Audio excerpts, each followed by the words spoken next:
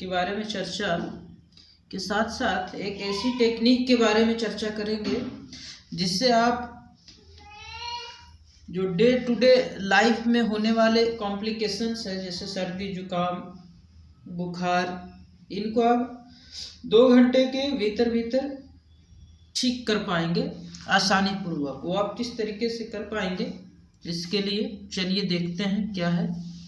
तो ये है हीट प्रोटोकॉल। इसमें हम बॉडी के इंटरनल ऑर्गन के टेम्परेचर को बढ़ाते हैं, जिससे जो वायरसेस है उसका लाइफ स्पैन कम हो जाता है और वो शरीर से फ्लश आउट हो जाता है। तो फ्लश आउट हो जाने के बाद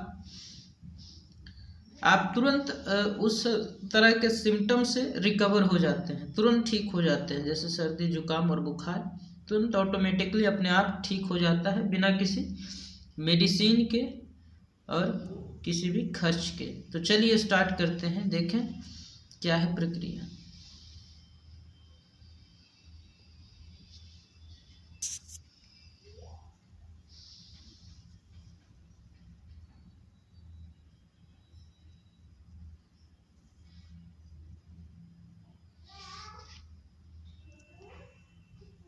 फीवर है उससे मुक्त हो सकते हैं, सर्दी जुकाम या वुपिंग कफ जो खांसी लगातार होते रहता है उससे आप मुक्त हो सकते हैं 2 घंटे के भीतर भीतर। प्रोसेस तो 30 मिनट का ही है, लेकिन आप ये ग्रेस मार्जिन लेकर चलते हैं ताकि कि आप 100% इन सब चीजों से मुक्त हो सके सिर्फ 2 घंटे में। तो कैसे करना है वो देखें, सेल्फ एक्सप्लेनेटरी आपके पास पिक्चर है। इसमें करना क्या होता है, एक बकेट लेंगे इस टाइप का, एक बकेट लेंगे, उसमें पानी भरेंगे और उसको गर्म करेंगे। इमर्शन वाटर हीटर जो वाटर प्रूफ हो तो ज़्यादा बेटर है, उस तरीके का। और पानी को गर्म करेंगे। उस पानी का टेम्परेचर कितना रखना है, 42 to 43 डिग्री सेल्सियस पे मेंटेन करके रखना है। उसके लिए क्या करना है, एक टेम्परेचर सेंसर या तो पानी में डुबा दें, जिस तरीके से यहाँ 32 डिग्री दिख रहा है इस टाइप का, ताकि वो कंटिन्यू आपको टेम्परेचर बताता रहे। जब आप देखें कि 43 से ऊपर गया तो उसे स्विच ऑफ कर दें वाटर हीटर का, ताकि उससे ज़्यादा टेम्परेचर बढ़े नहीं, क्योंकि उससे ज़्यादा बढ़ेगा तो आप पैर को पानी में अंदर रख नहीं पाएंगे, क्योंकि ज़्यादा गर्म होता है पैर के लिए, सेंसिटिविटी के लिए, जो पैर का स्किन है उसके लिए। और दूसरी चीज़, आप जब गर्म कर रहे हैं तो इस टाइप का जो लेजर गन होता है उससे भी आप चेक कर सकते हैं कितना टेम्परेचर है। दूसरी चीज़, आप एक पानी और गर्म करेंगे पीने वाला, उसको आप लगभग 80 डिग्री सेल्सियस 85 पे गर्म करेंगे। उसमें नमक डालेंगे और हाफ नींबू डाल देंगे और पानी लगभग 400 से 500 ml होगा। जब आप पैर बाल्टी में डाल देंगे उसके बाद पानी भी साथ में घूट घूट करके आपको पीना है, गरम गरम ही पीना है 80 डिग्री सेल्सियस या इससे थोड़ा कम, जितना आप जिससे आपका जीभ ना जले, इस चीज़ का ध्यान रखें। और इतना गरम गरम जैसे चाय पीते हैं उस टाइप से पीना है गरम गरम पानी को। साथ में आपको जल नीति के लिए एक इस तरह का अरेंजमेंट है, जुगाड़ कह सकते हैं, इस तरह का बनाया हुआ, इस टाइप का बोतल या कोई भी इस तरह का अरेंजमेंट जिससे नोस्टल में किसी भी तरह का डिस्कम्फर्ट ना फील हो, उस तरह का स्मूथ मटेरियल का आप ले सकते हैं जो नोस्टल में डाला जा सके। तो इसीलिए मैंने इसको चूज किया, क्योंकि बहुत ही सॉफ्ट होता है इसका नोजल। तो इसीलिए इसमें पानी भरेंगे और गर्म पानी, जिसमें कि थोड़ा सा नमक डालेंगे ताकि सॉल्यूशन आइसोटोनिक हो जाए। आइसोटोनिक सॉल्यूशन वो सॉल्यूशन होता है जो सॉल्यूशन आपके नोस्टल में ऑलरेडी अवेलेबल रहता है। तो ये सॉल्यूशन आसानी से नाक में इस पार से उस पार आसानी पूर्वक आएगा। यदि इसमें नमक नहीं डालेंगे तो थोड़ा दिक्कत हो सकता है, जलन हो सकता है। इसीलिए इसमें काला नमक डालें तो ज़्यादा बेटर है, और काला नमक नहीं है तो सफ़ेद वाला भी डाल सकते हैं, लेकिन बेटर काला नमक होगा आयुर्वेद के अनुसार। इसमें काला नमक डालेंगे पानी में थोड़ा, ताकि पानी नमकीन हो जाए, थोड़ा सा पीकर चख कर देख सकते हैं।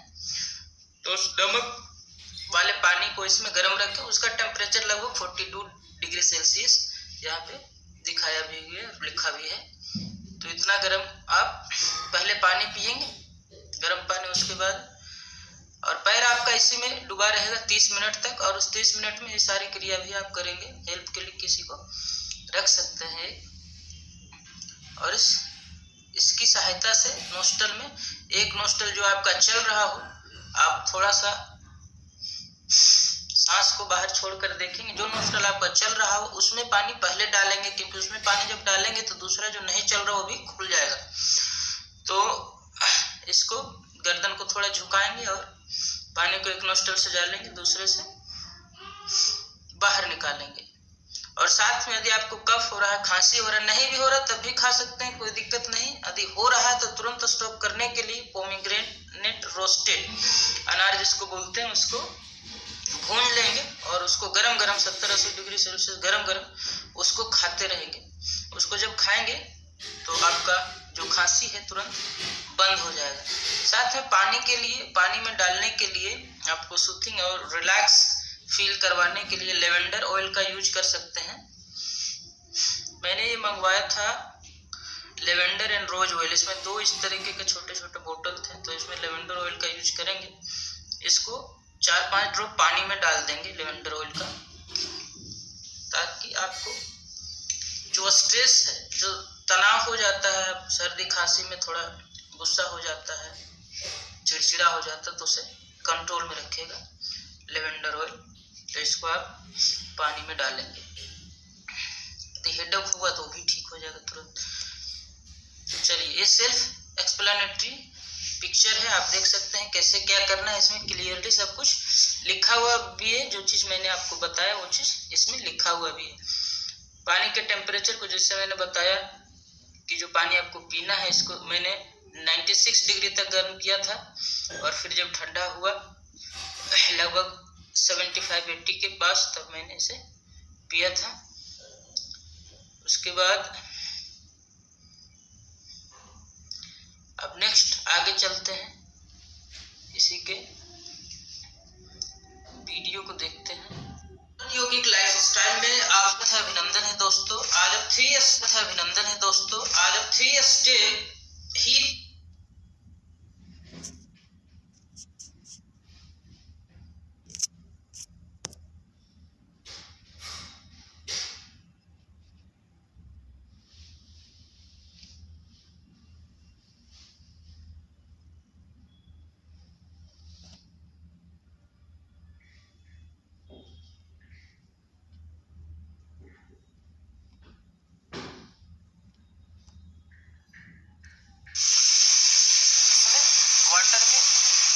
कर दिए हैं, अंदर रखे हुए हैं, ताकि टेम्परेचर को हम मेंटेन कर सकें। साथ में थर्मामीटर से टेम्परेचर मॉनिटर करते रहें। 42 to 43 डिग्री सेल्सियस तक मेंटेन करना है। इसमें पैर डालकर रखना है, और इसमें लेवेंडर ऑयल का यूज किए हैं ऊपर पानी में।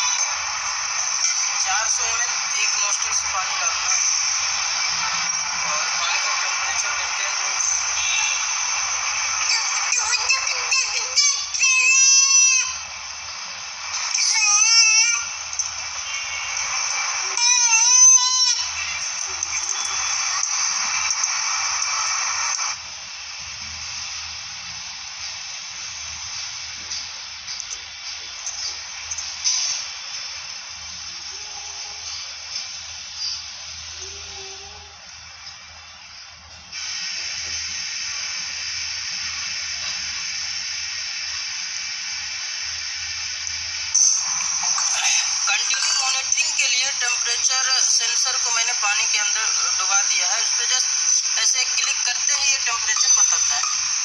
जैसे बीच बीच में देखते रहना है टेम्परेचर, और इस तरीके से 42 डिग्री सेल्सियस मेंटेन करना होता है पानी का टेम्परेचर। जब भी लगे कम हो तो ये जो हीटर है, वाटर हीटर, इसको ऑन कर देंगे। जब 43 पे आ जाएगा तो इसको ऑफ कर देंगे। इस तरीके से आप मॉनिटरिंग कर सकते हैं टेम्परेचर का इसके थ्रू, टेम्परेचर सेंसर के थ्रू, और उसी के अनुसार आप वाटर हीटर को ऑन ऑफ करते रहें जब जरूरत।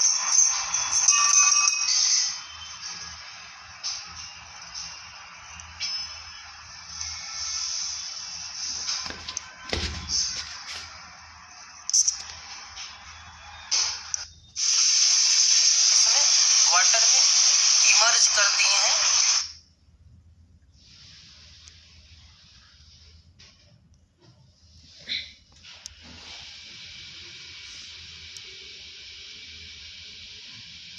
तो दोस्तों इस तरीके से आप यदि अप्लाई करेंगे टेक्निक को तो आप देखेंगे कि बहुत सारे बेनिफिट्स होंगे। इसके साथ साथ आपका जो सर्दी जुकाम है वो तो ठीक हो ही जाएगा, बुखार भी ठीक हो जाएगा। इसके साथ साथ जो इंटरनल ऑर्गन्स के फंक्शनिंग है, जैसे गॉल ब्लैडर, किडनी, लीवर, इसका फंक्शनिंग ना प्रॉपर परफेक्ट हो जाएगा। आज लोग बहुत तरह की समस्याओं से जूझ रहे हैं, जैसे गॉल ब्लैडर का स्टोन हो गया, किडनी में भी स्टोन बहुत हो रहे हैं, और अपेंडिक्स की शिकायत भी बहुत हो रही है। तो ये सारी समस्याओं से यदि आप निकलना चाहते हैं तो कुछ तो आपको योगाभ्यास करना ही पड़ेगा। योगाभ्यास को निरंतर आप जारी रखें, साथ साथ में एडिशनल चीज़ें भी करते रहेंगे तो आप मेडिसिन लेना आपको नहीं पड़ेगा। और यदि आप मेडिसिन से बचे रहें, या एलोपैथिक हो या आयुर्वेदिक हो, कोई सा भी मेडिसिन नहीं लेना चाहिए यदि आप मेडिसिन, क्योंकि वो कॉन्सेंट्रेटेड फॉर्म में रहता है, ना सप्लीमेंट किसी तरह का लेना चाहिए। इस सारी चीज़ों से यदि बचे रहना चाहते हैं तो योग के साथ साथ थोड़ा सा डाइट पे ध्यान दें, और थोड़ा कुछ एडिशनल चीज़ें हैं जो नेचुरल चीज़ें हैं, एंशिएंट टेक्निक हैं, जैसे कि अभी ये हीट प्रोटोकॉल हुआ, इस टाइप की चीज़ें हैं, वो कुछ कुछ समय में करते रहें और बीमारियों को इस तरीके से दूर भगाएं, ना कि मेडिसिन लेकर दूर भगाएं। बीमारियों को जब जड़ से हटाएंगे आप, इसका रूट कॉज को समाप्त करेंगे, तो आप पाएंगे कि आप फिट हैं और किसी भी तरह की समस्याओं से आप विचलित नहीं होंगे। क्योंकि फिजिकल और मेंटल लेवल पर यदि आपकी स्टेबिलिटी बनी है और आप फिट हैं तो बाहरी वातावरण में होने वाले उतार चढ़ाव आपको ज़्यादा प्रभावित नहीं कर पाएंगे। तो आज के लिए बस इतना ही। हैव अ ग्रेट डे, फिर मिलेंगे।